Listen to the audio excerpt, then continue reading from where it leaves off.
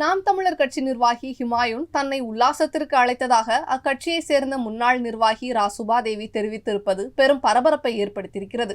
சமீப காலமாக சீமான் உட்பட நாம் தமிழர் கட்சியினர் ஆடியோக்கள் வெளியாகி பெரும் பரபரப்பை ஏற்படுத்தி வருகிறது. இது அக்கட்சியினருக்கு பெரும் அதிர்ச்சியை அளித்திருக்கிறது. இந்நிலையில் நாம் தமிழர் கட்சியில் நடக்கும் அவலங்கள் குறித்து அக்கட்சியை சேர்ந்த முன்னாள் நிர்வாகி சுபாதேவி அளித்திருக்கும் பேட்டி ஒன்று பெரும் அதிர்ச்சியை ஏற்படுத்தியிருக்கிறது. அந்த பேட்டியில் நாம் தமிழர் கட்சி நிர்வாகி ஹுமாயூன் கட்சியில் உள்ள பெண்களிடம் மக்களவைத் தேர்தலில் சிறப்பாக பணியாற்ற வேண்டும் எனவும் அவ்வாறு பணியாற்றினால் அனைவரும் ஒன்றாக ட்ரெக்கிங் போகலாம் என தவறாக அவர் பெண்களை அணுகுவதாக தெரிவித்துள்ளார். மேலும் தன்னை தவறாக இணையதளங்களில் பேசிய 3 பேருக்கு நாம் தமிழர் கட்சியில் பொறுப்பு வழங்கி இருப்பதாகவும் அவர் குற்றம் சாட்டியுள்ளார். மேலும் கட்சியில் யார் எதை பேசினாலும் அதனை ரெக்கார்ட் செய்து கொண்டு மிரட்டுவதாகவும் பெண்களை டூருக்கு அழைப்பதாகவும் ஹுமாயூன் மீது சுபாதேவி குற்றம் சாட்டியுள்ளார். இது மிகப்பெரிய அதிர்ச்சியினை நாம் தமிழர் கட்சி நிர்வாகிகளிடம் ஏற்படுத்தியிருக்கிறது.